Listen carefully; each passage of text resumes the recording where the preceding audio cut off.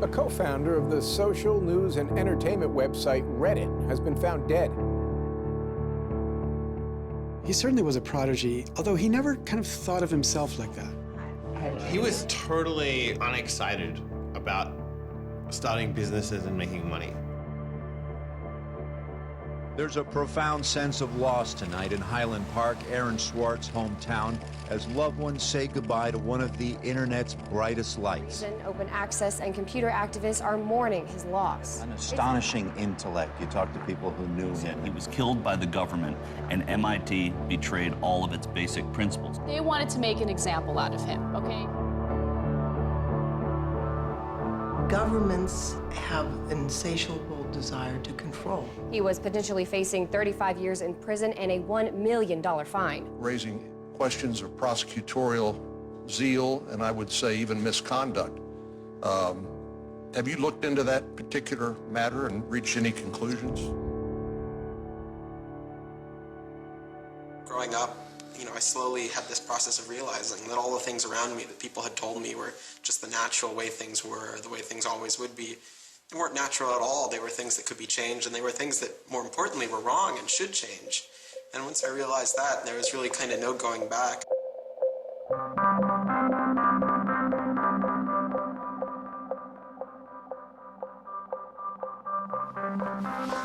Welcome to Story Reading Time. The name of the book is Paddington at the Fair. Well, he was born in Highland Park and grew up here. Aaron came from a family of 3 brothers, all extraordinarily bright. So we were all, not the best behaved children and, 3 boys running around all the time, causing trouble. Hey, no. Aaron, what? But I've come to the realization Aaron learned how to learn at a very young age. 1, 2, 3, 4, 5, 6, 7, 8, 9, 10. Knock, knock. Who's there? Aaron. Aaron who? Aaron, funny man. He knew what he wanted, and he always wanted to do it. He always accomplished what he wanted. His curiosity was endless. Here's a little picture of what the planets are. And each planet has a symbol. Mercury symbol, Venus symbol, Earth symbol, Mars symbol, Jupiter symbol. One day he said to Susan, "What's this free family entertainment in downtown Highland Park?" Free family entertainment downtown Highland Park. He was 3 at the time, and she said, "What are you talking about?" And he said, "Look, it says here on the refrigerator, free family entertainment in downtown Highland Park." And so she was floored and astonished that he could read. It's called My Family Seder. The Seder night is different from all other nights.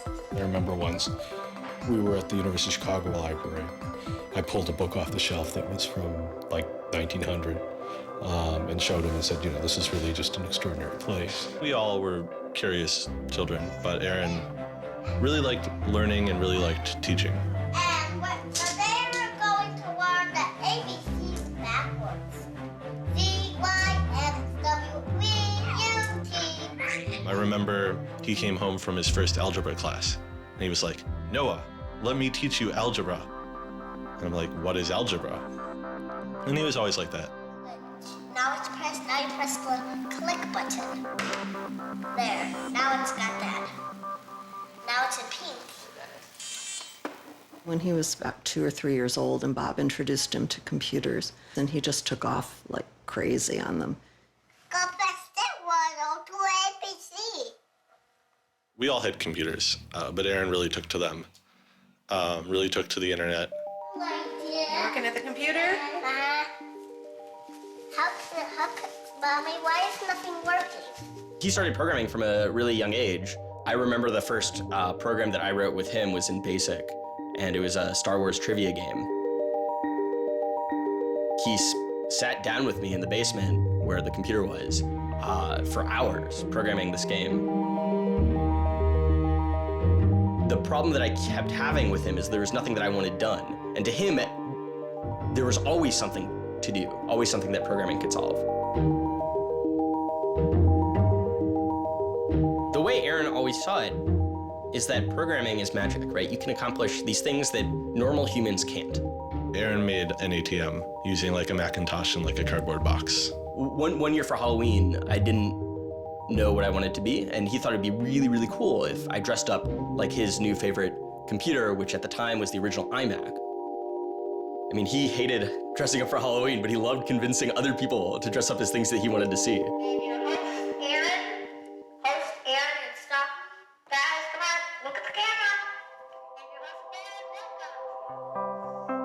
He made this website called The Info, where people can just fill in information.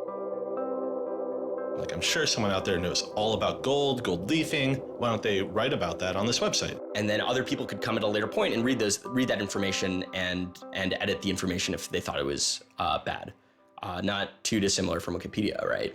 And this was before Wikipedia had begun, and this was developed by a 12-year-old in his room by himself, running on, this tiny server using ancient technology. And one of the teachers responds like, "This is a terrible idea. You can't just let anyone author the encyclopedia. The whole reason we have scholars is to write these books for us. How could you ever have such a terrible idea?"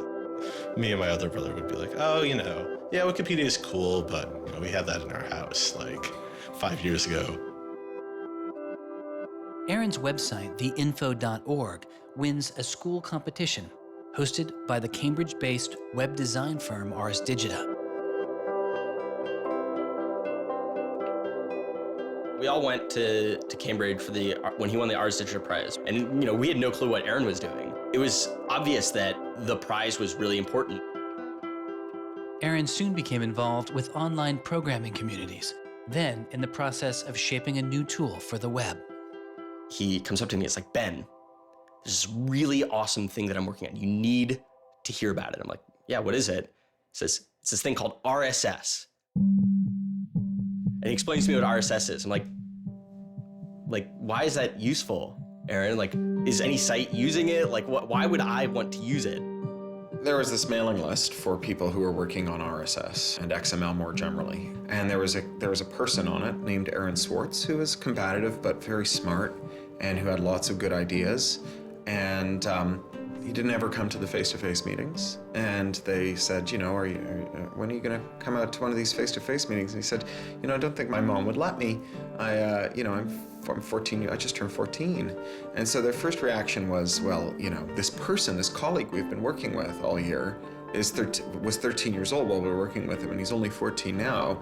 And their second reaction was, Christ, we really want to meet him. That's extraordinary. He was part of the committee that drafted RSS. What he was doing was to help build the plumbing for modern hypertext. And the piece that he was working on, RSS, was a tool that you can use to get summaries of things that are going on in other web pages.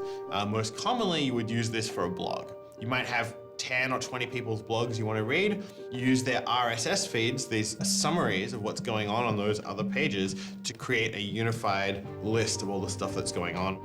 Aaron was really young, but he understood the technology and he saw that it was imperfect and looked for ways to help make it better.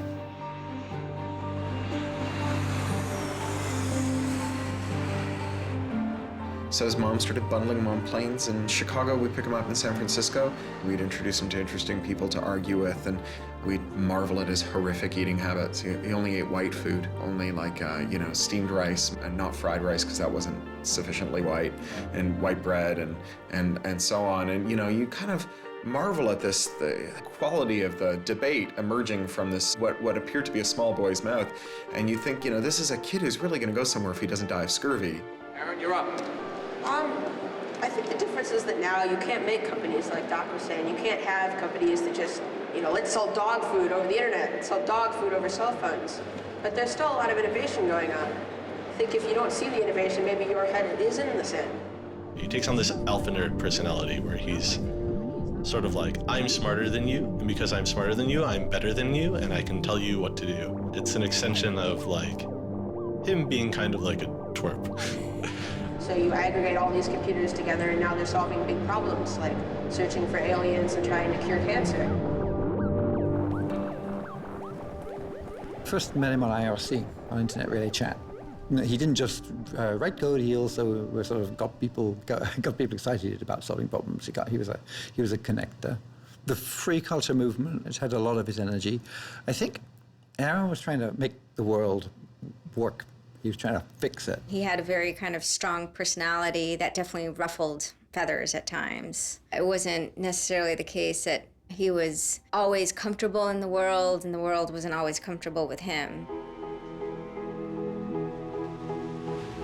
Aaron got into high school and was really just sick of school. He didn't like it.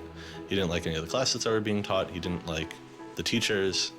Aaron really knew how to get information. He was like, I don't need to go to this teacher to learn how to do geometry. I can just read the geometry book, and I don't need to go to the teacher to learn their version of American history. I have 3 historical compilations here. I could just read them, and I'm not interested in that. I'm interested in the web. I was very frustrated with school. I thought, the teachers didn't know what they were talking about, and they were very domineering and controlling, and the homework was kind of a sham, and it was just all a way to pin students together and force them to do busy work. And, I started reading books about the history of education and how this educational system was developed, and alternatives to it in ways that people could actually learn things as opposed to just regurgitating facts their teachers told them. And that kind of led me down this path of questioning things. Once I questioned the school I was in, I questioned the society that built the school, I questioned the businesses that the schools were training people for, and I questioned the government that, set up this whole structure. One of the things he was most passionate about was copyright, especially in those early days. Copyright has always been something of a burden on the publishing industry and on readers, but it wasn't an excessive burden. It was a reasonable institution to have in place to make sure that people got paid. What Aaron's generation experienced was the collision between this antique copyright system and this amazing new thing we were trying to build, the internet and the web. These things collided, and what we got was chaos. He then met Harvard law professor Lawrence Lessig, who was then challenging copyright law in the Supreme Court. A young Aaron Swartz flew to Washington to listen to the Supreme Court hearings. I am Aaron Swartz, and I'm here to listen to see the Eldred argument. Why did you fly out here from Chicago and come all this way to see the Eldred argument? That's a more difficult question. See the Eldred. Because I don't know. It's very exciting to see the Supreme Court, especially such a prestigious case as this one.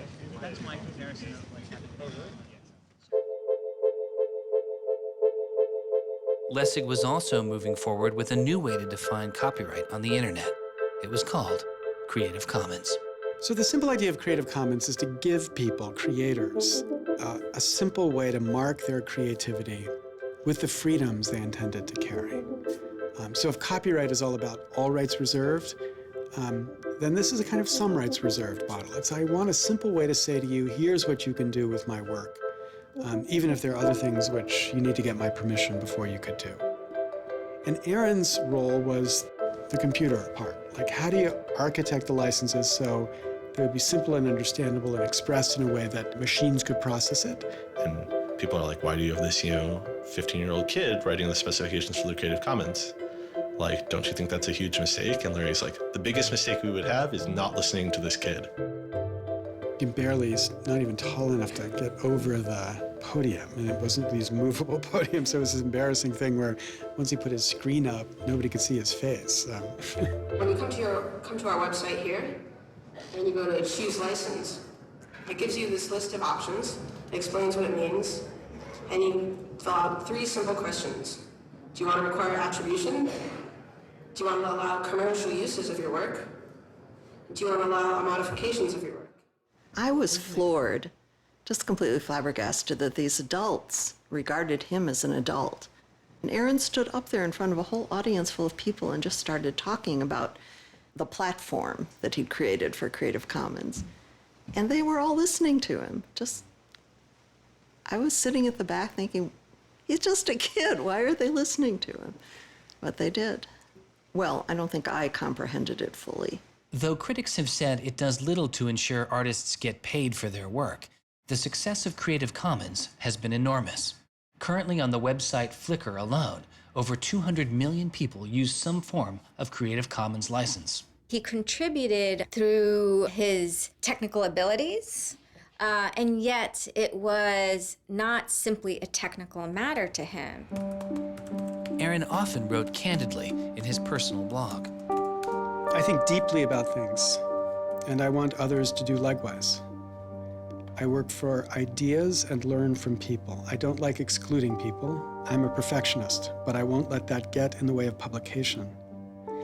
Except for education and entertainment, I'm not going to waste my time on things that won't have an impact. I try to be friends with everyone, but I hate it when you don't take me seriously. I don't hold grudges. It's not productive, but I learn from my experience. I want to make the world a better place.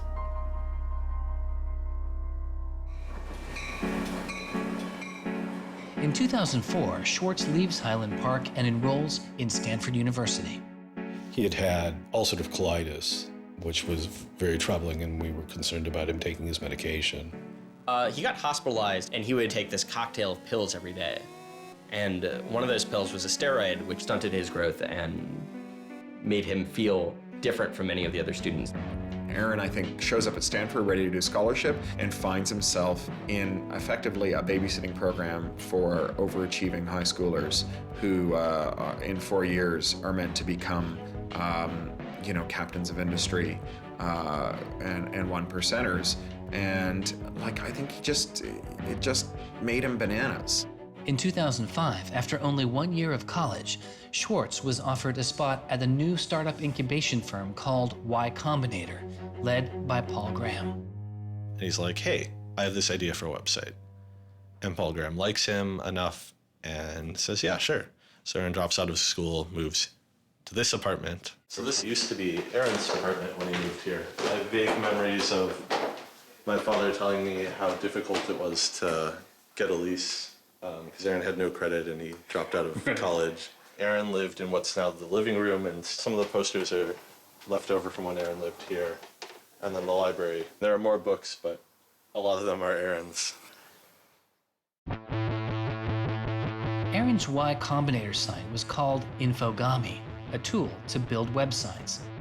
But Infogami struggles to find users, and Swartz eventually merges his company with another Y Combinator project in need of help. It was a project headed by Steve Huffman and Alexis Ohanian, called Reddit. There we were, starting from almost nothing. No users, no money, no code, and growing day by day into a hugely popular website. And it showed no signs of letting up. First we had 1,000 users, then 10,000, then 20,000, and on and on. It was just incredible. Reddit becomes huge, and it's a real sort of geeky corner of the internet. There's a lot of humor, there's a lot of art, and there's just people who flock to the site and make that site the main site they go to every morning to get their news. Reddit kind of just borders on chaos at some level. So on the one hand, it's a place where people discuss news of the day, technology, politics, and issues. And yet there is a lot of kind of not safe for work material, offensive material. There's some subreddits where trolls find a welcome home. And so in that sense, Reddit has been kind of home to controversy as well. It kind of sits on that edge of chaos. Reddit catches the attention of the corporate magazine giant Condé Nast, who makes an offer to buy the company. Some large amount of money, large enough that my dad was getting bugged with questions about how do I store this money? Like a lot of money. Like a lot of money. Probably more than $1 million, but I don't actually know. And he is how old at the time? 19, 20. So it was in this apartment. They sat around on what predated these couches, hacking on Reddit. And when they sold Reddit, they threw a giant party, and then all flew out to California the next day and left the keys with me. It was funny, he just sold a startup, so we all kind of presumed he was the richest person around, but he said, oh no, I'll take this tiny little shoebox-sized room. That's all I need. It was barely larger than a closet. The idea of him spending his money on fancy objects just seems so implausible. He explains it's I like living in apartments, so I'm not going to spend a lot of money on a new place to live. I'm not going to buy a mansion. And I like wearing jeans and a t-shirt, so I'm not going to spend any more money on clothes. So like, it's, you know, really no big deal. What is a big deal to Swartz is how traffic flows on the internet and what commands our attention. In the old system of broadcasting, you were fundamentally limited by the amount of space in the airwaves. You know, you could only send out 10 channels over the airwaves of television, right? Or even with cable, you had 500 channels. On the internet, everybody can have a channel. Everyone can get a blog or a MySpace page. Everyone has a way of expressing themselves. And so what you see now is not a question of who gets access to the airwaves. It's a question of who gets control over the ways you find people. You know, you start seeing power centralizing in sites like Google, these sort of gatekeepers that tell you where on the internet you want to go, the people who provide you your sources of news and information. So it's not, you know, only certain people have a license to speak. Now everyone has a license to speak. It's a question of who gets heard. After he started working in San Francisco at Condé Nast, he comes into the office and they want to give him a computer with all this crap installed on it and say that he can't install any new things on his computer, which to a developer is outrageous, right? From the first day, he was complaining about all this stuff. Gray walls, gray desks, gray noise. The first day I showed up here, I simply couldn't take it. By lunchtime, I had literally locked myself in a bathroom stall and started crying. I can't imagine staying sane with someone buzzing in my ear all day, let alone getting any actual work done. Nobody else seems to get work done here either.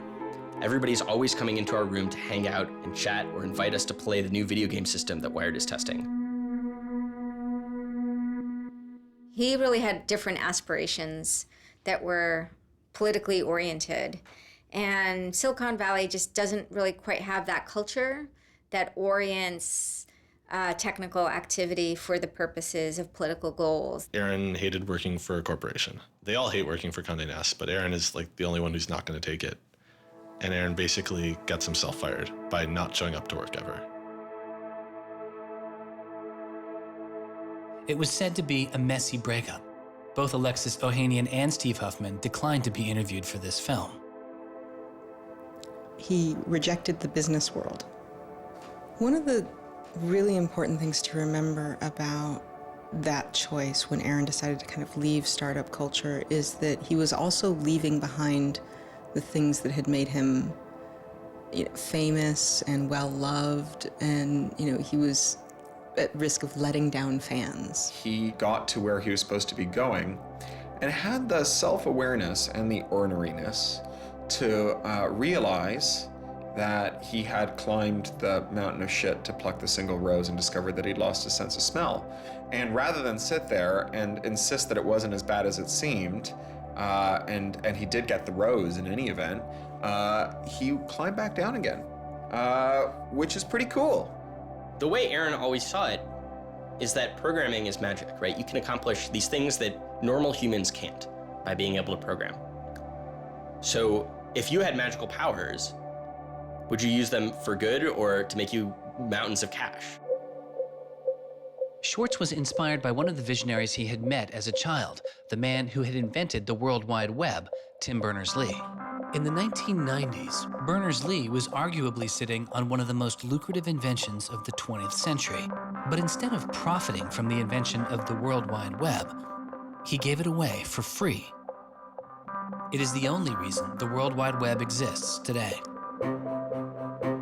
Aaron is certainly deeply influenced by Tim. Tim is certainly a very prominent early internet genius who doesn't in any sense cash out. He's not at all interested in how he's going to figure out how to make $1 billion. People would have seen, there's money to be made there. So there would have been lots of little webs instead of one big one. And one little web, and lots of little webs doesn't work because you can't follow links from one to the other. You know, you had to have the critical mass for this thing was the entire planet. So it's not going to work unless the whole planet can get on board.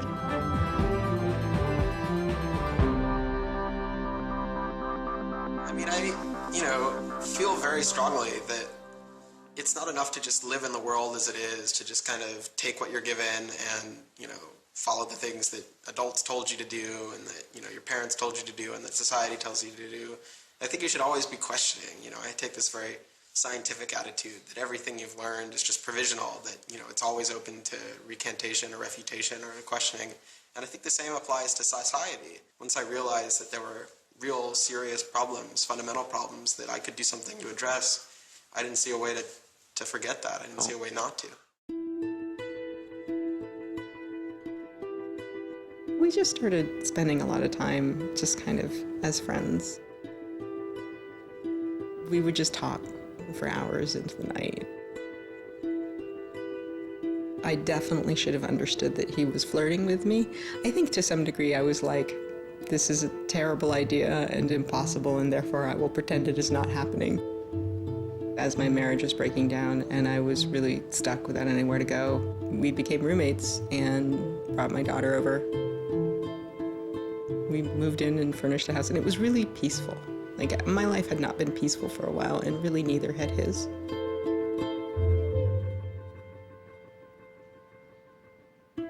We were extremely close from the beginning of our romantic relationship. We were in constant contact, but we're both really difficult people to deal with.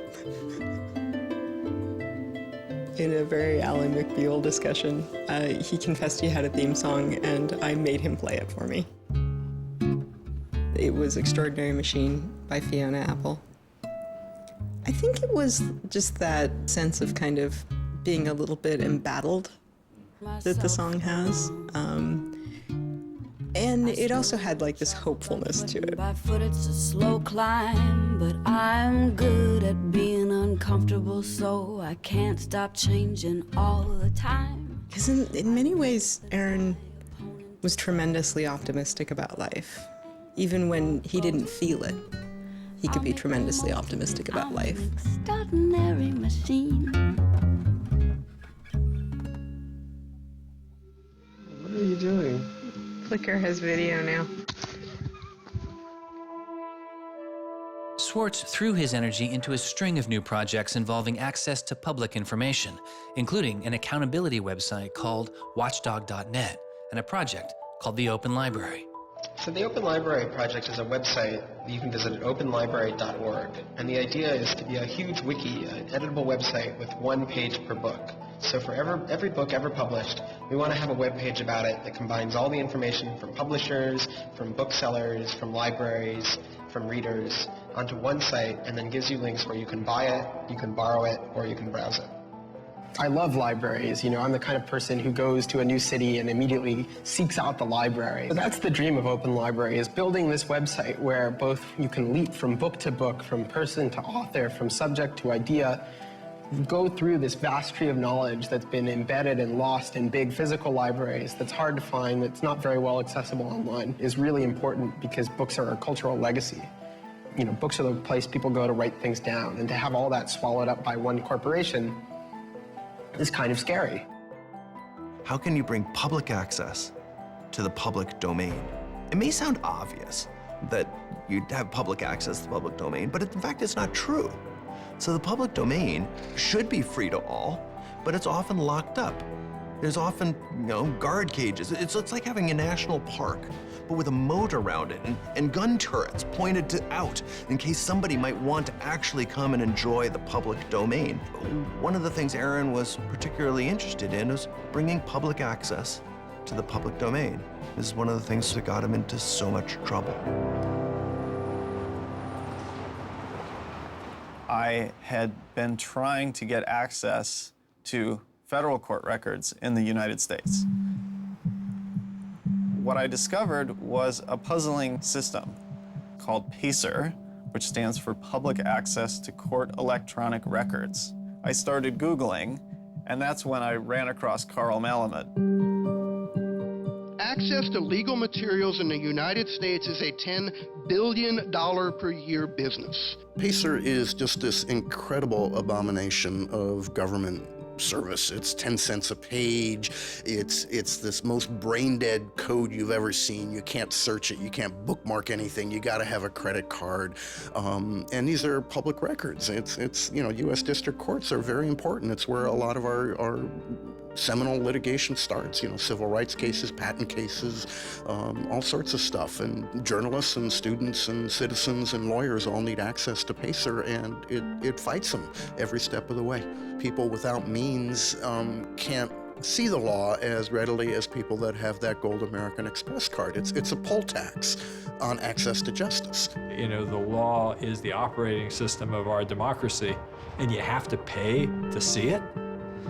You know, that's not much of a democracy. They make about $120 million a year on the PACER system, and it doesn't cost anything near that, according to their own records. In fact, it's illegal.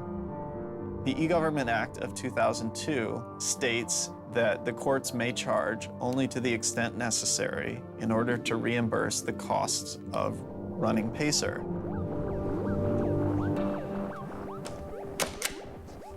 As the founder of public.resource.org, Malamud wanted to protest the PACER charges. He started a program called the PACER Recycling Project, where people could upload PACER documents they had already paid for to a free database so others could use them. The PACER people were getting a lot of flack from Congress and others about public access. And so they put together this system. In 17 libraries across the country, there was free PACER access. You know, that's one library every 22,000 square miles, I believe. So it wasn't like really convenient. I encouraged volunteers to join the so-called thumb drive corps and download docs from the public access libraries, upload them to the PACER recycling site. People take a thumb drive into one of these libraries and they download a bunch of documents and they send them to me. And nothing, I mean, it was just a joke. In fact, when you clicked on Thumb Drive Core, there was a Wizard of Oz, you know, the Munchkins singing, so a little video clip came up. We represent the lollipop, yeah. But of course, I get this phone call from Steve Schultz and Aaron saying, gee, we'd like to join the Thumb Drive Core. Around that time, I ran into Aaron at a conference. This is something that really has to be a collaboration between a lot of different people. So I approached him and I said, hey, I'm thinking about an intervention on the PACER problem. Schultz had already developed a program that could automatically download PACER documents from the trial libraries. Swartz wanted to take a look.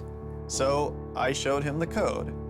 And I didn't know what would come next, but as it turns out, over the course of the next few hours at that conference, he was off sitting in a corner, improving my code, recruiting a friend of his that lived near one of these libraries to go into the library and to begin to test his improved code, at which point the folks at the courts realized something's not going quite according to plan. And data started to come in and come in and come in, and soon there were 760 gigabytes of PACER docs, about 20 million pages. Using information retrieved from the trial libraries, Swartz was conducting massive, automated parallel downloading of the PACER system. He was able to acquire nearly 2.7 million federal court documents, almost 20 million pages of text. Now, I'll grant you that 20 million pages had perhaps exceeded the expectations of the people running the Pilot Access Project, but surprising a bureaucrat isn't illegal. Aaron and Carl decided to go talk to the New York Times about what happened. They also caught the attention of the FBI, who began to stake out Schwartz's parents' house in Illinois. But I get a tweet from his mother saying, call me. It's like, oh my God, what the hell's going on here? And so I finally got a hold of Aaron, and you know, Aaron's mother was like, oh my God, FBI, FBI, FBI. An FBI agent drives down our home's driveway trying to see if Aaron is like in his room. And I remember being home that day and wondering why this car was driving down our driveway and just driving back out. I was like, that's weird. Like 5 years later, I read this FBI file and I'm like, oh my goodness. That was the FBI agent in my driveway. He was terrified. He was totally terrified. He was way more terrified after the FBI actually called him up on the phone and tried to sucker him into coming down to a coffee shop without a lawyer. He said he went home and laid down on the bed and you know, was shaking.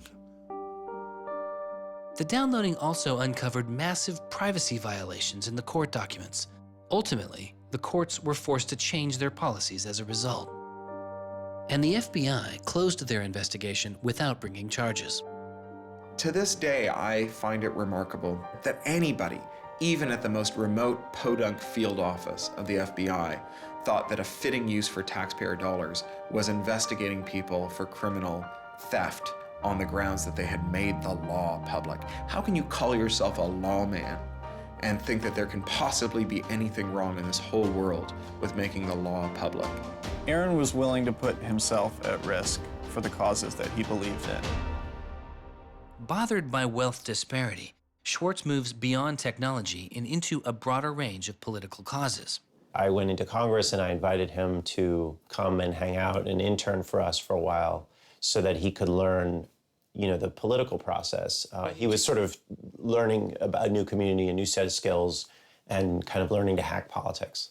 It seems ridiculous that miners should have to hammer away until their whole bodies are dripping with sweat, faced with the knowledge that if they dare to stop, they won't be able to put food on the table that night, while I get to make larger and larger amounts of money each day just by sitting and watching TV. But apparently the world is ridiculous. So I co-founded a group called the Progressive Change Campaign Committee, and what we try and do is we try and organize people over the internet who care about progressive politics and moving the country in a more progressive direction to kind of come together, join our email list, join our campaigns, and help get progressive candidates elected all across the country. The group is responsible for igniting the grassroots effort behind the campaign to elect Elizabeth Warren to the Senate. He might have thought it was a dumb system, but he came in and he said, I need to learn this system because it can be manipulated like any, like any social system. But his passion for knowledge in libraries didn't take a back seat. Aaron began to take a closer look at institutions that publish academic journal articles. By virtue of being students at a major U.S. university, I assume that you have access to a wide variety of scholarly journals. Pretty much every major university in the United States pays these sort of licensing fees to organizations like JSTOR and Thomson and ISI to get access to scholarly journals that the rest of the world can't read. These scholarly journals and articles are essentially the entire wealth of human knowledge online, and many have been paid for with taxpayer money or with government grants. But to read them, you often have to pay again, handing over steep fees to publishers like Reed Elsevier. These licensing fees are so substantial that people who are studying in India instead of studying in the United States don't have this kind of access. They're locked out from all of these journals. They're locked out from our entire scientific legacy. I mean, a lot of these journal articles, they go back to the Enlightenment. Every time someone has written down a scientific paper, it's been scanned and digitized and put in these collections. That is a legacy that has been brought to us by the history of people doing interesting work, the history of scientists. It's a legacy that should belong to us as a commons, as a people, but instead it's been locked up and put online by a handful of for-profit corporations who then try and get the maximum profit they can out of it. So a researcher paid by the university or the people publishes a paper, and in the very, very last step of that process, after all the work is done, after all the original research is done, the thinking, the lab work, the analysis, after everything is done at that last stage, then the researcher has to hand over his or her copyright to this multi-billion-dollar company. And it's sick. It's an entire economy built on volunteer labor. And then the publishers sit at the very top and scrape off the cream. Talk about a scam. One publisher in Britain made a profit of $3 billion last year. I mean, what a racket. JSTOR is just a very, very small player in that story, but for some reason, JSTOR is the player that Aaron decided to confront. He'd gone to some conference around open access and open publishing, and I don't know who the person from JSTOR was, but I think at some point Aaron asked the question, like, how much would it cost to open up JSTOR in perpetuity? And they gave some, I think it was $200 million, something that Aaron thought was totally ridiculous. Working on a fellowship at Harvard, he knew users on MIT's famously open and fast network Nextdoor had authorized access to the riches of JSTOR. Swartz saw an opportunity. You have a key to those gates. And with a little bit of shell script magic, you can get those journal articles. On September 24th, 2010, Swartz registered a newly purchased Acer laptop on the MIT network under the name Gary Host. The client name was registered as Ghost Laptop.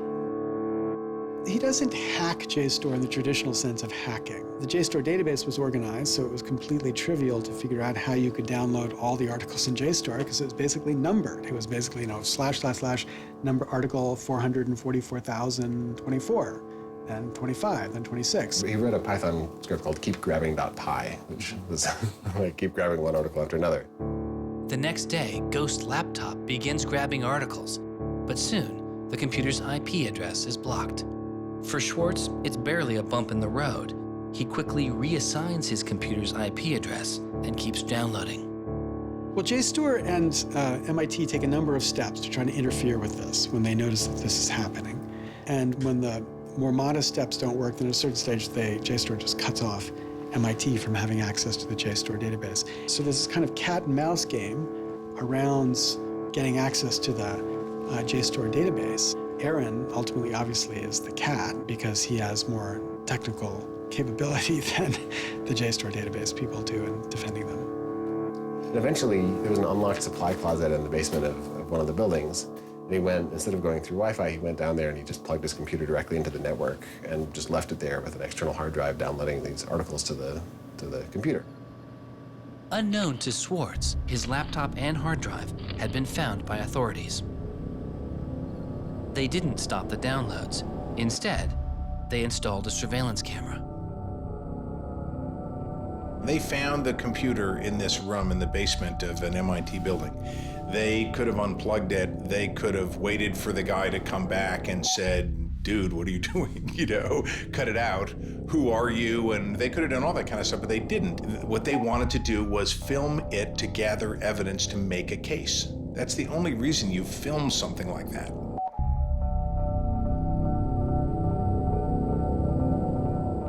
At first, the only person caught on the glitchy surveillance camera was using the closet as a place to store bottles and cans.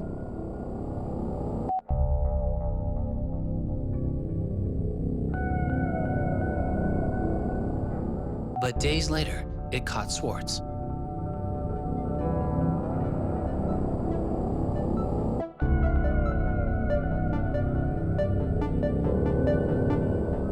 Swartz is replacing a hard drive. He takes it out of his backpack, leans out of frame for about 5 minutes, and then leaves.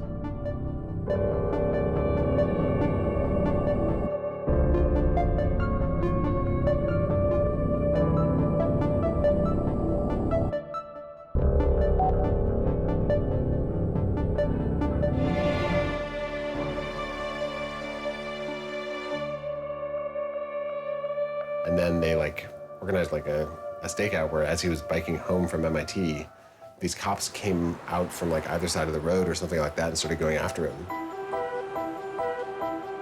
He describes that he was pressed down and assaulted by the police. He tells me that it's unclear that they were police that were after him. He thought that someone was trying to attack him. He does tell me they beat him up. I was just devastated. The notion of any kind of criminal prosecution of anyone in our family or anything was so foreign and incomprehensible, I didn't know what to do. Well, they execute search warrants at Aaron's house, his apartment in Cambridge, and his office at Harvard. 2 days before the arrest, the investigation had gone beyond JSTOR and the local Cambridge police. It had been taken over by the United States Secret Service. The Secret Service began investigating computer and credit card fraud in 1984, but 6 weeks after the attack on 9/11, their role expanded. President Bush used the Patriot Act to establish a network of what they called electronic crimes task forces. The bill before me takes account of the new realities and dangers posed by modern terrorists. According to the Secret Service, they are primarily engaged in activity with economic impact, organized criminal groups, or use of schemes involving new technology. The Secret Service turned Swartz's case over to the Boston U.S. Attorney's Office. There was a guy in the U.S. Attorney's Office who had the title head of the Computer Crimes Division or Task Force. I don't know what else he had going, but you're certainly not much of a computer crimes prosecutor without a computer crime to prosecute. So he jumped on it, kept it for himself, didn't assign it to someone else within the office or the unit, and that's Steve Hyman. Prosecutor Stephen Hyman has been largely out of public view since the arrest of Aaron Swartz, but he can be seen here in an episode of the television show American Greed, filmed around the time of Aaron's arrest. He is describing his previous case against the notorious hacker Alberto Gonzalez, a case that garnered Hyman enormous press attention and accolades. Gonzalez masterminded the theft of over 100 million credit card and ATM numbers, the largest such fraud in history. Here, Hyman, describing Gonzalez, gives his view on the hacker mindset. These guys are driven by a lot of the same things that we're driven by. They have an ego, they like challenge, and of course they like money and everything you can get from money. One of the suspects implicated in the Gonzalez case was a young hacker named Jonathan James. Believing Gonzalez's crimes would be pinned on him, James committed suicide during the investigation. In an early press release describing the government's position in the case of Aaron Swartz, Hyman's boss, U.S. Attorney for the District of Massachusetts Carmen Ortiz, said this: "Stealing is stealing, whether you use a computer command or a crowbar, and whether you take documents, data, or dollars." It's not true. It's obviously not true. I'm not saying it's harmless, and I'm not saying that we shouldn't criminalize stealing of information, but you've got to be much more subtle in trying to figure out exactly which kinds of harms are harmful here. So the thing about a crowbar is every time I break into a place with a crowbar, I do damage. There's no doubt about it. But when Aaron writes a script that says download, download, download 100 times in a second, there's no obvious damage to anybody. If he does that for the purpose of gathering an archive to do academic research on it, there is never any damage to anybody. He wasn't stealing, he wasn't selling what he got or giving it away. He was making a point, as far as I could tell. The arrest took its toll on Swartz. He just wouldn't talk about it. And he's like very stressed. If you thought like the FBI was like going to come to your doorstep any day, anytime you went down the hall, even to do your laundry, and they would break into your apartment because you left the door unlocked, like, I'd be pretty stressed. And it was clear. And so Aaron was always sort of like in like a dour mood.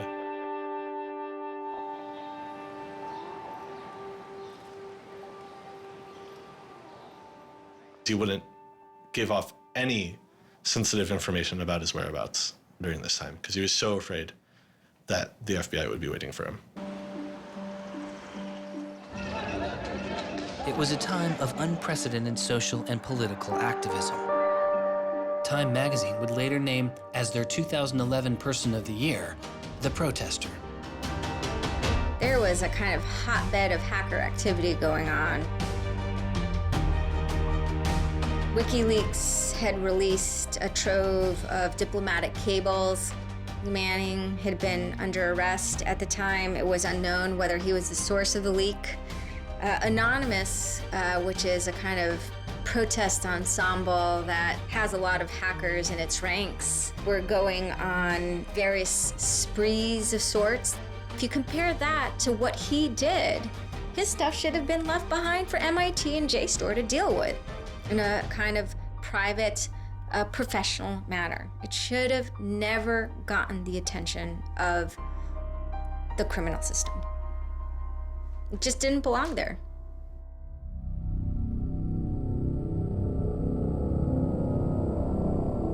Before he was indicted, Swartz was offered a plea deal that involved 3 months in prison, time in a halfway house, and a year of home detention, all without the use of a computer. It was on the condition that Swartz plead guilty to a felony. Here we are. We have no discovery, no evidence whatsoever about what the government's case is, and we have to make this immense decision where the lawyer is pushing you to do this, the government is giving you a non-negotiable demand, and you're told that your likelihood of prevailing is small, So whether you're guilty or not, you're better off taking the deal. Boston has its own computer crimes division. Lots of lawyers, probably more lawyers than they need. So, you can imagine all sorts of cases where it'd be really hard to prosecute because you've got some criminals in Russia, or you've got some people inside of a corporation that are going to have $500 lawyers or $700 an hour lawyers sitting down against you. And then you've got this case with this kid, which is pretty easy to prove that he did something, and he's already marked himself as a troublemaker with the FBI, so why not go as tough as you can in here against that guy? It's good for you, the prosecutor. It's good for the Republic because you're fighting all those terrorist types. I was so scared. I was so scared of having my computer seized. I was so scared of going to jail because of my computer being seized. I had confidential material from sources from my previous work on my laptop. And that is above all my priority, is to keep my sources safe. I was so scared of what was going to happen to Ada. Aaron told me that they'd offered him a deal, and he finally just said that he would take it if I told him to. And I came real close to saying take it. He had developed like serious political aspirations in the intervening time between when, that moment when he ended that entrepreneurial startup life and begun this new life that had come to this political activism. And he just didn't believe that he could continue in his life with a felony. He said to me one day, we were walking by the White House, and he said to me, they don't let felons work there.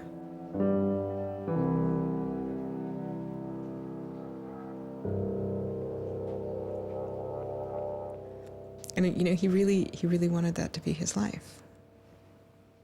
He hadn't killed anybody. He hadn't hurt anybody. He hadn't stolen money.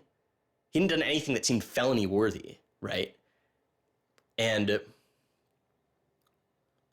there is this idea that there's no reason that he should be labeled a felon and taken away his right to vote in many states for doing what he did. That's just outrageous. It makes sense for him to be, maybe fined a bunch of money or, asked not to come back to MIT again. But to be a felon, to face jail time. Schwartz turned down the plea deal. Hyman redoubled his efforts. Hyman continued to press us at all levels. Even with the physical evidence seized from Aaron's Acer computer, hard drive, and USB drive, the prosecutors needed evidence of his motives. Why was Aaron Swartz downloading articles from JSTOR, and just what did he plan to do with them? The government claims that he was planning to publish these. We don't really know whether that was his real intention, because Aaron also had a history of doing projects where he'd analyze giant data sets of articles in order to learn interesting things about them. The best evidence for that was that when he was at Stanford, he also downloaded the whole Westlaw legal database. In a project with Stanford law students, Swartz had downloaded the Westlaw legal database. He uncovered troubling connections between funders of legal research and favorable results. He did this amazing analysis of for-profit companies giving money to law professors who wrote law review articles which were then beneficial to Exxon during an oil spill, right? So it was a very corrupt system of funding, vanity research. Swartz had never released the Westlaw documents. In theory, he could have been doing the same thing about the JSTOR database. That would have been completely okay. If he were, on the other hand, intending to create a competitive service to JSTOR, we're going to set up our own, access to the Harvard Law Review and charge, money for it, then, okay, now it seems like criminal violation because you're commercially trying to exploit this material, but it's kind of crazy to imagine that's what he was doing. So, but then there's the middle case. Well, what if he was just trying to liberate it for all of the developing world? But depending on what he was doing, it creates a very different character to how the law should be thinking about it. The government was prosecuting him as if this was like a commercial criminal violation, like stealing a whole bunch of credit card records. It was that kind of crime. I don't know what he was going to do with that database. But I heard from a friend of his that Aaron had told him he was going to analyze the data for evidence of corporate funding of climate change research that led to biased results. And I totally believe that. I was just told that Steve wanted to talk to me. And I thought, maybe this is a way I could get out of this. Just exit the situation. And I didn't want to live in fear of having my computer seized. I didn't want to live in fear of having to go to jail on a contempt of court charge if they tried to compel me to decrypt my computer. When they came to me and said, Steve wants to talk to you, that seemed reasonable. They offered Norton what is known as a queen for a day letter, or a proffer. It allowed prosecutors to ask questions about Aaron's case. Norton would be given immunity from prosecution herself for any information she revealed during the meeting. I didn't like it. I told my lawyers repeatedly that this seemed fishy. I didn't like this. I didn't want immunity. I didn't need immunity. I hadn't done anything. But they were really, really stringent that they did not want me meeting the prosecutor without immunity. But just to be clear, this is a queen for a day deal, a proffer. Right, a proffer letter. In which you basically handed information over to them in exchange for protection from prosecution. So it wasn't handing information over. It was, at least that's not how I saw it. It was just having a discussion, having an interview with them. Well, they're asking you questions. They're asking me questions. They can ask about whatever they want. Right. And whatever they learn, I really, right, and I repeatedly tried to go in naked. I repeatedly tried to turn down the proffer letter. I was ill. I was being pressured by my lawyers. I was confused. I was not doing well by this point. I was depressed and I was scared and I didn't understand the situation I was in. I had no idea why I was in this situation. I hadn't done anything interesting, much less wrong. We went out of our minds. Aaron was clearly very distraught about it. We were very distraught about it. Aaron's attorneys were very distraught about it. We tried to get Quinn to change attorneys. I was very unused to being in a room with large men, well-armed, that are continually telling me I'm lying and that I must have done something. I told them that this thing that they were prosecuting wasn't a crime. I told them that they were on the wrong side of history. I used that phrase. I said, you're on the wrong side of history. And they looked bored. They didn't even look angry. They just looked bored. And it began to occur to me that we weren't having the same conversation. I mean, I told them plenty of things about, why people would download journal articles, and eventually, I don't remember what was around it. I mentioned that he'd done this blog post, the Guerrilla Open Access Manifesto. This is the Guerrilla Open Access Manifesto, supposedly written in July 2008 in Italy. Information is power. But like all power, there are those who want to keep it for themselves. The world's entire scientific and cultural heritage, published over centuries in books and journals, is increasingly being digitized and locked up by a handful of private corporations. Meanwhile, those who have been locked out are not standing idly by. You've been sneaking through holes and climbing over fences, liberating the information locked up by the publishers and sharing them with your friends. But all this action goes on in the dark, hidden underground. It's called stealing or piracy, as if sharing a wealth of knowledge were the moral equivalent of plundering a ship and murdering its crew. But sharing isn't immoral, it's a moral imperative. Only those blinded by greed would refuse to let a friend make a copy. There's no justice in following unjust laws. It's time to come into the light and, in the grand tradition of civil disobedience, declare our opposition to this private theft of public culture. The manifesto itself was allegedly written by 4 different people and also edited by Norton. But it was Swartz who had signed his name to it. When it's over, I go immediately to Aaron and tell him everything I can remember about it. And he gets very angry. The things that I'd done shouldn't have added up that way. I hadn't done anything wrong, and everything had gone wrong. But I was never...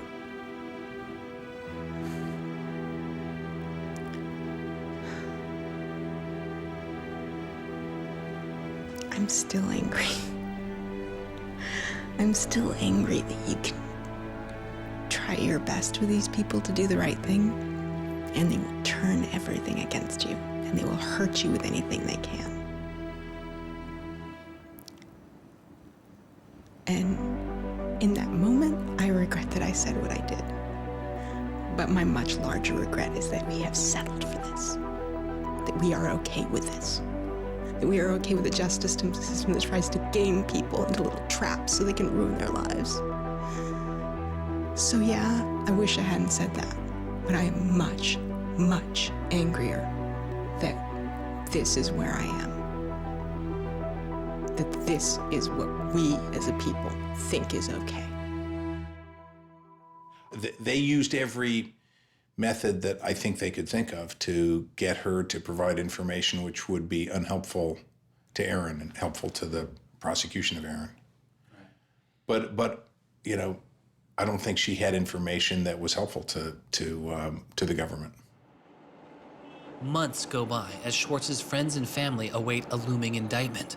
In the meantime, Swartz was becoming a go-to expert on a series of internet issues. To you then, do you think that the internet is something that should be considered a human right and something that the government cannot take away from you? Yes, definitely. I mean, this notion that national security is an excuse to shut down the internet, that's exactly what we heard in Egypt and Syria and all these other countries. And so, yeah, it's true. Sites like WikiLeaks are going to be putting up some embarrassing material about what the U.S. government does, and people are going to be organizing to protest about it and try and change their government. You know, and that's a good thing. That's what all these First Amendment rights of free expression, of freedom of association are all about. And so the notion that we should try and shut those down, I think, just goes against very basic American principles. The principle, I think, is one that our founding fathers would have understood. If the internet had been around back then, instead of putting post offices in the Constitution, they would have put ISPs. Well, it's definitely interesting to see how... Swartz meets activist Terence Steinbrickner Kaufman, and the two begin to date. We need a massive global public outcry. If there's no massive global public outcry, it won't create any change. You know, 4 people in this city should cause a massive global public outcry. You know, we need a petition signer. Without telling her specifics, he warned her he was involved in something he called simply the bad thing. And I had sort of crazy theories, like that he was having an affair with Elizabeth Warren or something. I speculated both Hillary Clinton and Elizabeth Warren, actually, but... So sometime in probably late July, Aaron called me, and I happened to pick up, and he said, you know, the bad thing might be in the news tomorrow. Do you want me to tell you, or do you want to read about it in the news? And I said, well, I want you to tell me. And he said, well, I've been arrested for downloading too many academic journal articles, and they want to make an example out of me. And I was like, that's it? That's the big fuss? Really? Like, it just doesn't sound like a very big deal. On July 14th, 2011, federal prosecutors indict Swartz on 4 felony counts. He gets indicted on the same day that like 2 people in England who are part of LulzSec get arrested, and like a few other real hackers.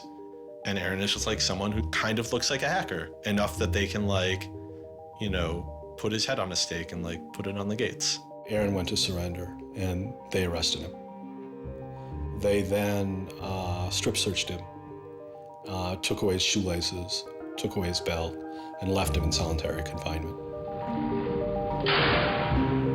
The District of Massachusetts United States Attorney's Office released a statement saying Swartz faces up to 35 years in prison, to be followed by 3 years of supervised release, restitution, forfeiture, and a fine of up to $1 million. He is released on $100,000 bail. The same day, the primary victim in the case, JSTOR, formally drops all charges against Swartz and declines to pursue the case. JSTOR, they weren't our friends, they weren't helpful or friendly to us, but they also were just kind of like, we're not part of this. JSTOR and their parent company, Ithaca, also sidestepped requests to talk with this film. But at the time, they released a statement saying it was the government's decision whether to prosecute, not JSTOR's. And so it's our belief that with that, the case will be over. That we should be able to get Steve Hyman to drop the case or settle it in some rational way. And the government refused. Why? Well, because I think they wanted to make an example out of Aaron. And they said they wanted to, the reason why they wouldn't move on requiring a felony conviction and jail time was that they wanted to use this case as a case of for deterrence. They told us that. They told you that? Yes. This was going to be an example? Yes. He was going to be an example? Yes. Steve Hyman said that. Deterring who? Like, there's other people out there running around logging onto JSTOR and downloading the articles to make a political statement? I mean, who are they deterring? It would be easier to understand the Obama administration's posture of supposedly being for deterrence if this was an administration that, for instance, prosecuted arguably the biggest economic crime that this country has seen in the last 100 years, the crimes that were committed that led to the financial crisis on Wall Street. When you start deploying the non-controversial idea of deterrence only selectively, you stop making a dispassionate analysis of lawbreaking, and you started deciding to deploy law enforcement resources specifically on the basis of political ideology. And that's not just undemocratic, it's supposed to be un-American. Prosecutor Stephen Hyman later reportedly told MIT's outside counsel that the straw that broke the camel's back was a press release sent out by an organization Swartz founded called Demand Progress. According to the MIT account, Hyman reacted to the short statement of support, calling it a wild internet campaign and a foolish move that moved the case from a human one-on-one level to an institutional level. That was a poisonous combination. A prosecutor who didn't want to lose face, who had a political career in the offing maybe, and didn't want to have this come back and haunt them. You spent how many tax dollars arresting someone for taking too many books out of the library and they got your ass handed to you in court? No way. I then moved to try to put pressure on MIT in various ways to get them to go to the government and request the government to stop the prosecution. What is MIT's reaction to that? There doesn't seem to be any reaction from MIT at that point.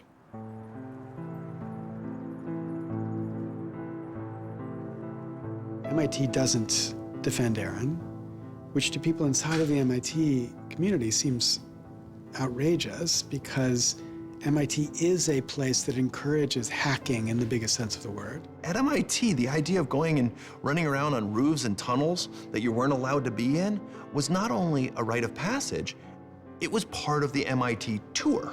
And lockpicking was a winter course at MIT.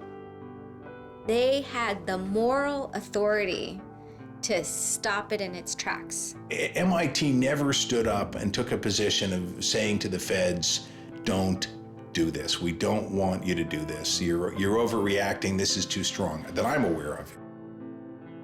They acted kind of like any corporation would. They helped the government. They didn't help us unless they felt they had to, and they never tried to stop it. MIT declined repeated requests to comment, but they later released a report saying they attempted to maintain a position of neutrality and believed Hyman and the U.S. Attorney's Office did not care what MIT thought or said about the case. MIT's behavior seemed really at odds with the MIT ethos, right? You could argue that MIT turned a blind eye and that was okay for them to do. But taking that stance, taking that neutral stance in and of itself was taking a pro-prosecutor stance. If you look at Steve Jobs and Steve Wozniak, they started by selling a blue box, which was a thing designed to defraud the phone company. If you look at Bill Gates and Paul Allen, they initially started their business by using computer time at Harvard, which was pretty clearly against the rules. The difference between Aaron and the people I just mentioned is that Aaron wanted to make the world a better place. He didn't just want to make money. Swartz continues to be outspoken on a variety of internet issues. You know, the reason the internet works is because of the competitive marketplace of ideas. And what we need to be focusing on is getting more information about our government, more accessibility, more discussion, more debate. But instead, it seems like what Congress is focused on is shutting things down. Aaron thought he could change the world just by explaining the world very clearly to people. Flame can literally control your computer and make it spy on you. Welcome, Aaron. Good to have you back on the show here. You know, just like spies used to in olden days put microphones and tap what people were saying, now they're using computers to do the same things.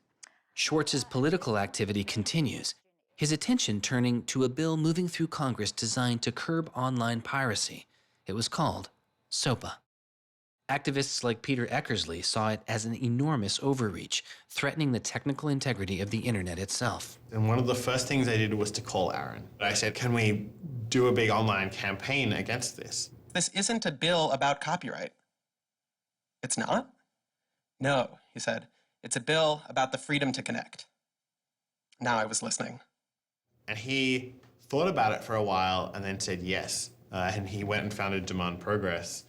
Demand Progress is an online activism organization. We've got around 1.5 million members now, but started in the fall of 2010. Aaron was one of the most prominent people in a community of people who helped lead organizing around social justice issues at the federal level in this country. Sopa was the bill that was intended to curtail online piracy of music and movies, but what it did was basically take a sledgehammer to a problem that needed a scalpel. If passed, the law would allow a company to cut off finances to entire websites without due process, or even to force Google to exclude their links. All they needed was a single claim of copyright infringement. It pitted the titans of traditional media against a new and now far more sophisticated remix culture. It makes everyone who runs a website into a policeman. And if they don't do their job of making sure nobody on their site uses it for anything that's even potentially illegal, the entire site can get shut down without even so much as a trial. This was over the top. I mean, this was a catastrophe. This bill poses a serious threat to speech and civil liberties for all who use the internet. There were only a handful of us who said, look, we're not for piracy either, but it makes no sense to destroy the architecture of the internet, the domain name system, and so much that makes it free and open in the name of fighting piracy. And Aaron got that right away. The freedoms guaranteed in our Constitution, the freedoms our country had been built on, would be suddenly deleted. New technology, instead of bringing us greater freedom, would have snuffed out fundamental rights we'd always taken for granted. And I realized that day, talking to Peter, that I couldn't let that happen. When Sopa was introduced in October 2011, it was considered inevitable. Our strategy when it first came out was to hopefully slow the bill down, maybe weaken it a little bit, but even we didn't think that we would be able to stop this bill. Having worked in Washington, what you learn is that typically in Washington, the legislative fights are fights between different sets of corporate moneyed interests. They're all duking it out to pass legislation. And the fights that are the closest are when you have one set of corporate interests against another set of corporate interests, and they're financially equally matched in terms of campaign contributions and lobbying. Those are the closest ones. The ones that aren't even fights, typically, are ones where all the money is on one side, all the corporations are on one side, and it's just millions of people on the other side. I haven't seen anything like PIPA and SOPA in all my time in public service. There were more than 40 United States senators on that bill as co-sponsors. So there were already a long, long way to getting the 60 votes to have it clear all the procedural hoops. Even I began to doubt myself. It was a rough period. Swartz and Demand Progress were able to marshal enormous support, using traditional outreach combined with commonly used voice over IP to make it very easy for people to call Congress. I've never met anybody else who was able to operate at his level, both on the technological side and on the campaign strategy side. Millions of people contacted Congress and signed anti-SOPA petitions. Congress was caught off guard. There was just something about watching those clueless members of Congress debate the bill, watching them insist they could regulate the internet and a bunch of nerds couldn't possibly stop them. I am not a nerd. I'm just not enough of a nerd. Maybe we ought to ask some nerds what this thing really does. Let's have a hearing, bring in the nerds. Really? Nerds? You know, I think actually the word you're looking for is experts. To enlighten you so your laws don't backfire, break the internet. We use the term geek, but we're allowed to use that because we are geeks. The fact that it got as far as it did without them talking to any technical experts reflects the fact that there is a problem in this town. I'm looking for somebody to come before this body and testify in a hearing and say, this is why they're wrong. There used to be an office that provided science and technology advice, and members could go to them and say, help me understand XYZ. And Gingrich killed it. He said it was a waste of money. Ever since then, Congress has plunged into the dark ages. I don't think anybody really thought that Sopa could be beaten, including Aaron. I think it was worth trying, but it didn't seem winnable. And I remember maybe a few months later, I remember him just turning to me and being like, I think we might win this. And I was like, that would be amazing. Calls to Congress continue. When the domain hosting site GoDaddy becomes a supporter of the bill, tens of thousands of users transferred their domain names in protest. Within a week, a humbled GoDaddy reverses their position on Sopa. When the Congress people that supported the record and movie industries realized that there was this backlash, they kind of scaled the bill back a little bit. You could see the curve happening. You could see that that our arguments were starting to resonate. It was like Aaron had been striking a match and it was being blown out. Striking another one was being blown out. And finally he'd managed to catch enough kindling that the flame actually caught, and then it turned into this roaring blaze. On January 16th, 2012, the White House issued a statement saying they didn't support the bill. And then this happened. I'm a big believer that we should be dealing with issues of piracy, and we should deal with them in a serious way. But this bill is not the right bill. When Jimmy Wales put his support towards blacking out Wikipedia, the #5 most popular website in the world. This is a website that's on several percent of all of the clicks on anywhere on the internet. Wikipedia went black, Reddit went black, Craigslist went black, the phone lines on Capitol Hill flat out melted. Members of Congress started rushing to issue statements retracting their support for the bill that they were promoting just a couple days ago. Within 24 hours, the number of opponents of Sopa in Congress went from this to this. To see congressmen and senators slowly flip sides throughout the day of the blackout was pretty unbelievable. There was like a 100 representative swing. And that was when, as hard as it was for me to believe, after all this, we had won. The thing that everyone said was impossible, that some of the biggest companies in the world had written off as kind of a pipe dream, had happened. We did it. We won. This is a historic week in internet politics, maybe American politics. The thing that we heard from people in Washington, D.C., from staffers on Capitol Hill was they received more emails and more phone calls on Sopa Blackout Day than they'd ever received about anything. I think that was an extremely exciting moment. This was the moment when the internet had grown up politically. It was exhilarating because it's hard to believe it actually happened. It's hard to believe a bill with so much financial power behind it didn't simply sail through the Congress. And not only did it not sail through, it didn't pass at all. It's easy sometimes to feel like you're powerless, like when you come out in the streets and you march and you yell and nobody hears you. But I'm here to tell you today, you are powerful. So yeah, maybe sometimes you feel like you're not being listened to, but I'm here to tell you that you are. You are being listened to. You are making a difference. You can stop this bill if you don't stop fighting. Stop PIPA. Stop Sopa.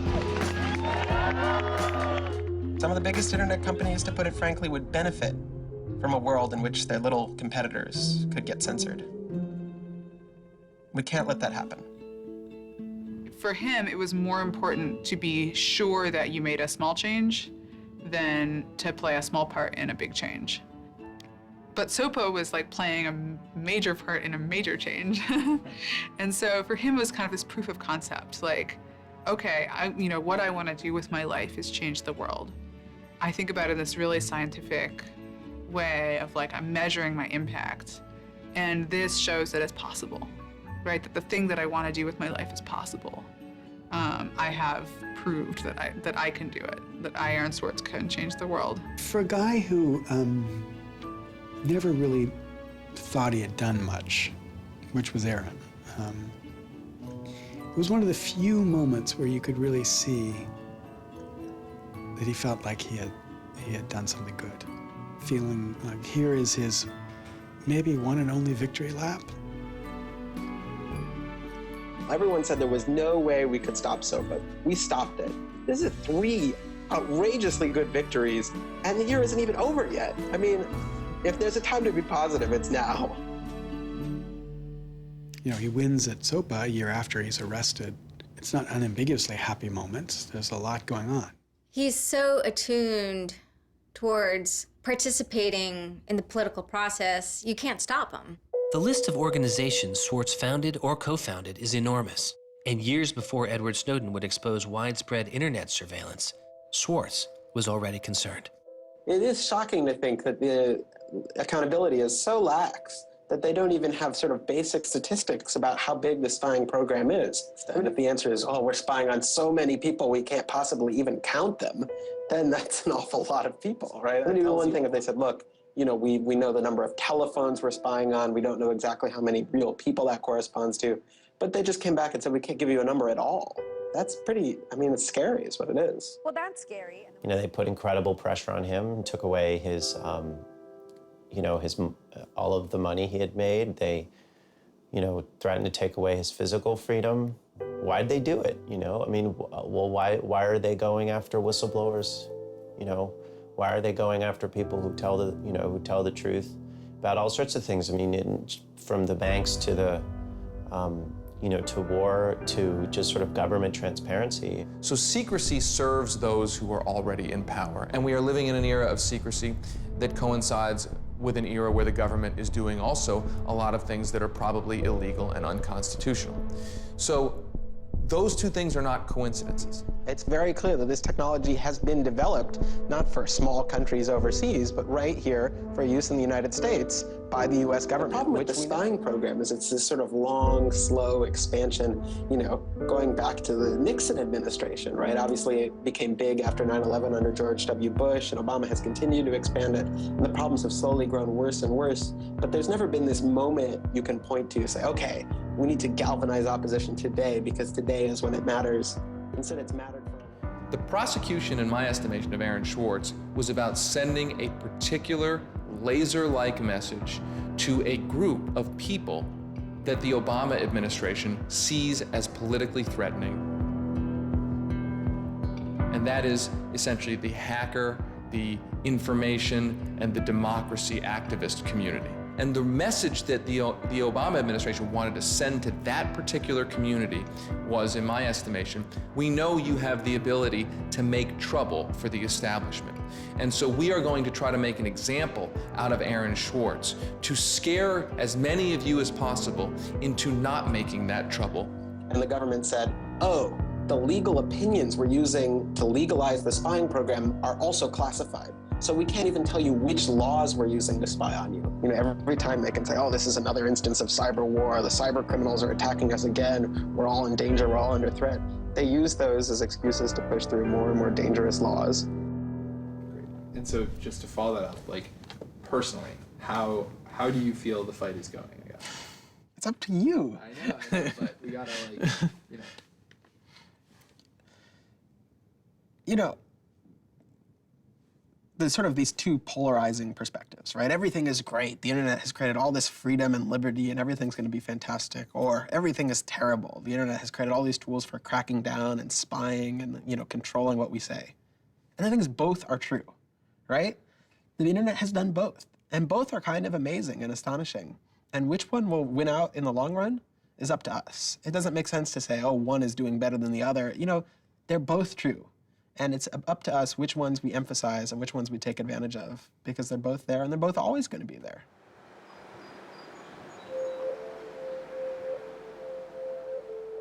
On September 12, 2012, federal prosecutors filed a superseding indictment against Swartz, adding additional counts of wire fraud, unauthorized access to a computer, and computer fraud. Now, instead of 4 felony counts, Swartz was facing 13. The prosecution's leverage had dramatically increased, as did Swartz's potential jail time and fines. They filed a separate indictment to add more charges, and they had a theory about why this conduct constituted a number of federal crimes, and that a very significant sentence could attach to it under the law. That theory, and much of the prosecution's case against Swartz, involved a law created originally in 1986. It is called the Computer Fraud and Abuse Act. The Computer Fraud and Abuse Act was inspired by the movie War Games with Matthew Broderick, which is a great movie. I have you now. In this movie, a kid gets the ability through the magic of computer networks to launch a nuclear attack. That's not actually possible, and it certainly wasn't possible in the 80s, but apparently this movie scared Congress enough to pass the original Computer Fraud and Abuse Act. This is a law that's just behind the times. For example, that penalizes terms of service kinds of arrangements. You can have something like eHarmony or Match.com, and somebody sort of inflates their own personal characteristics, and all of a sudden, depending on the jurisdiction and the prosecutors, they could be in a whole host of troubles. We all know what terms of use are. Most people don't read them, but not abiding by their terms could mean you are committing a felony. The website terms of service often say things like, be nice to each other, or don't do anything that's improper. The idea that the criminal law has anything to say about these kinds of violations, I think strikes most people as crazy. The examples get even more crazy. Until it was changed in March of 2013, the terms of use on the website of Hearst's 17 magazine said you had to be 18 in order to read it. I would say that the way the Cfaa has been interpreted by the Justice Department, we are probably all breaking the law. Vague and prone to misuse, the Cfaa has become a one-size-fits-all hammer for a wide range of computer-related disputes. Though not the only factor in his case, 11 of the 13 charges against Swartz involved the Computer Fraud and Abuse Act. The question why hangs over much of the story of Aaron Swartz. Just what was motivating the government, and what would their case have been? The Department of Justice declined requests for answers, but Professor Aaron Kerr is a former prosecutor who has studied the case. So I think I come about this case from a different direction than other people on a number of reasons. I was a federal prosecutor at the Justice Department for 3 years before I started teaching. The government came forward with an indictment based on what crimes they thought were committed, just as a purely lawyers matter, looking at the precedents, looking at the statute, looking at the history, looking at the cases that are out there so far. I think it was a fair indictment based on that. You can debate whether they should have charged this case. There's just a lot of disagreement. Some people are on the open access side, some people are not. I think the government took Swartz's guerrilla open access manifesto very seriously. And I think they saw him as somebody who was committed as a moral imperative to breaking the law to overcome a law that Swartz saw as unjust. And in a democracy, if you think a law is unjust, there are ways of changing that law. There's going to Congress, as Swartz did so masterfully with Sopa. Or you can violate that law in a way to try to nullify that law. And I think what was driving the prosecution was the sense that Swartz was committed not just to breaking the law, but to really making sure that law was nullified, that everyone would have access to the database in a way that you couldn't put the toothpaste back into the tube. It would be done, and Swartz's side would win. There's a big disagreement in society as to whether that is an unjust law, and ultimately that's a decision for the American people to make, working through Congress. And then the second problem is, I think, we're still trying to figure out what's the line between less serious offenses and more serious offenses. We're now entering this different environment of computers and computer misuse, and we don't yet have a really strong sense of exactly what these lines are. So we're just working that out. This is a poor use of prosecutorial discretion. The hammer that the Justice Department has to scare people with it just gets bigger and bigger and bigger. And so most people just, you can't roll the dice with your life like that. Should we tap somebody's phone? Should we film them? Should we turn somebody and get them to testify against these other people? That's how federal agents and prosecutors think. They build cases, they make cases. Swartz was caught in the gears of a brutal criminal justice system that could not turn back. a machine that has made America the country with the highest rate of incarceration in the world. We have in this country allowed ourselves to be captured by the politics of fear and anger. And anything we're afraid of, like the future of the internet and access, and anything we're angry about instinctively creates a criminal justice intervention. And we've used jail, prison, and punishment to resolve a whole host of problems that historically were never seen as criminal justice problems. The impulse to threaten, indict, prosecute, which is part of what has created this debate and controversy over online access and information on the internet, is very consistent with what we've seen in other areas. The one difference is that the people who are usually targeted and victimized by these kinds of criminal and carceral responses are typically poor and minority. Swartz's isolation from friends and family increased. He had basically stopped working on anything else, and the case was, in fact, like taking over sort of his whole life. One of Aaron's lawyers apparently told the prosecutors that he was emotionally vulnerable and that was something that they really needed to keep in mind so that they knew that. It was weighing on him very heavily. He did not like having his actions and his movements restricted in any way. And the threat of jail, which they pounded him with a lot, was terrifying to him. Completely exhausted his financial resources, and it cost us a lot of money also, and he raised a substantial amount of money.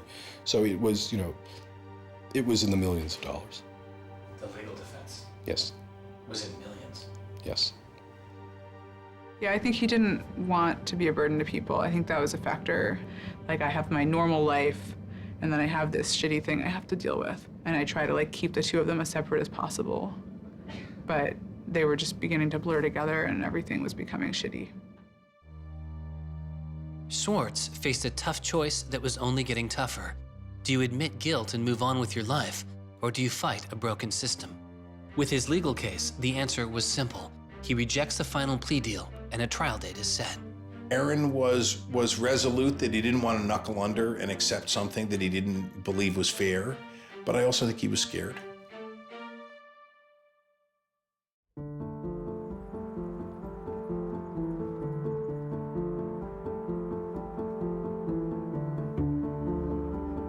I don't think they would have convicted Aaron. I think we would have walked him out of that courthouse, and I would have given him a big hug, and we would have walked across that little river in Boston and gone and had a couple of beers. I really thought that we were right. I thought that we were going to win the case. I thought that we could win the case. He didn't talk about it very much, but you could see the enormous pain that he was going through.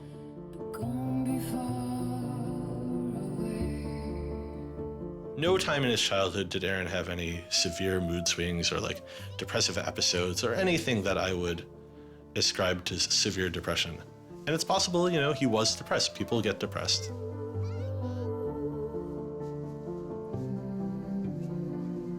Very early in our relationship, 3 or 4 weeks in or something, I remember him saying to me that I was a lot stronger than he was. He was brittle in a lot of ways. Things were a lot harder for him than for a lot of people. It was part of his brilliance, too. I think he probably had something like clinical depression in his early 20s. I don't think he did when I was with him. He wasn't a joyful person, but that's different from being depressed. He was just under such enormous pressure for 2 years straight. He just didn't want to do it anymore. He was just I just think it was too much.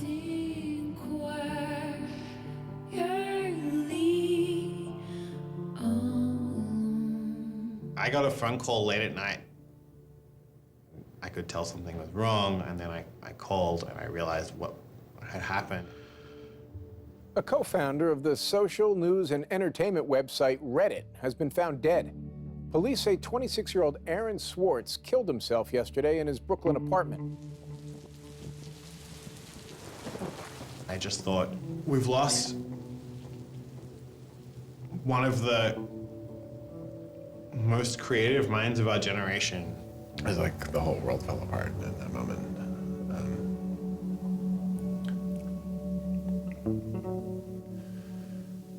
That was one of the hardest nights of my life. As I kept screaming, I can't hear you. What did you say? I can't hear you. I can't. That's it.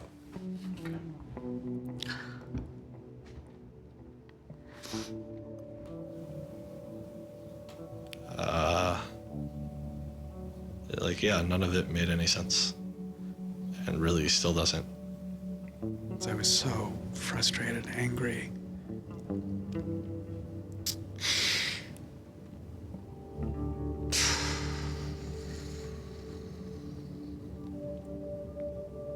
You know, I tried to explain it to my kids.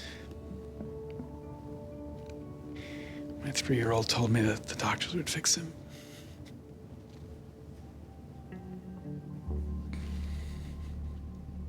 I've known lots of people who've died, but I've never lost anybody like this. Because everybody feels, and I do too, there's so much we could have more to do. Like, I just didn't know he was there. I didn't know this is what he was suffering, and he was part of me. And I just wanted it to not be real. And then I just looked at his Wikipedia page and I saw the end date.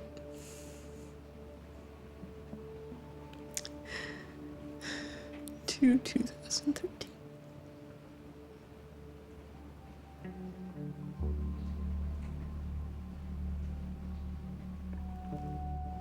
Aaron is dead. Wanderers in this crazy world, we have lost a mentor, a wise elder. Hackers for right, we're one down. We've lost one of our own.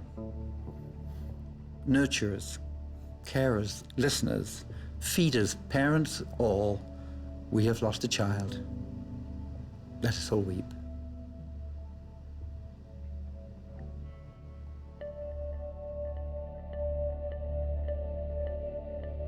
my first thought was, well, what if nobody even notices?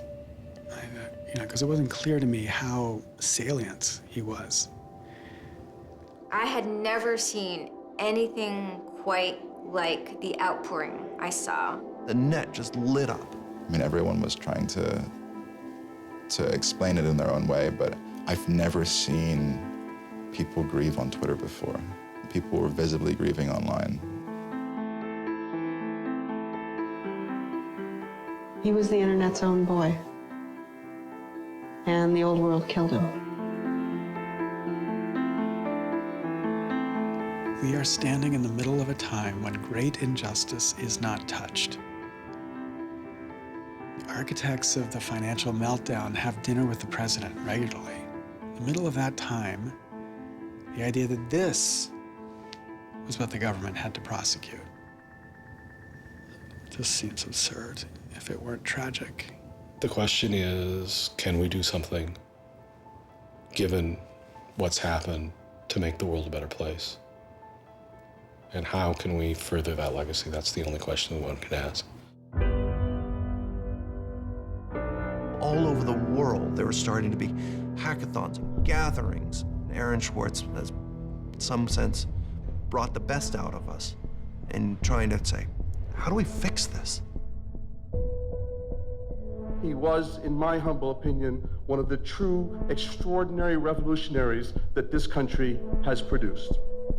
I don't know whether Aaron was defeated or victorious, but we are certainly shaped by the hand of the things that he wrestled with. When we turn armed agents of the law on citizens trying to increase access to knowledge, we've broken the rule of law, we've desecrated the temple of justice. Aaron Swartz was not a criminal. Change does not roll in on the wheels of inevitability, it comes through continuous struggle. Aaron really could do magic. And I'm dedicated to making sure that his magic doesn't end with his death. He believed that he could change the world, and he was right. Out of the last week and out of today, phoenixes are already rising. Since Swartz's death, Representative Zoe Lofgren and and Senator Ron Wyden have introduced legislation that would reform the Computer Fraud and Abuse Act, the outdated law that formed the majority of the charges against Swartz. It's called Aaron's Law. Aaron believed that, like, you literally ought to be asking yourself all of the time, what is the most important thing I could be working on in the world right now? And if you're not working on that, why aren't you? We are the people too. Internet freedom is under attack. What do we do? Stand up like that. Internet freedom is under attack. What do we do? Hey, hey, go home. Our Northeast has got to go. Hey, hey. I wish we could change the past, but we cannot. But we can change the future, and we must. We must do so for Aaron. We must do so for ourselves.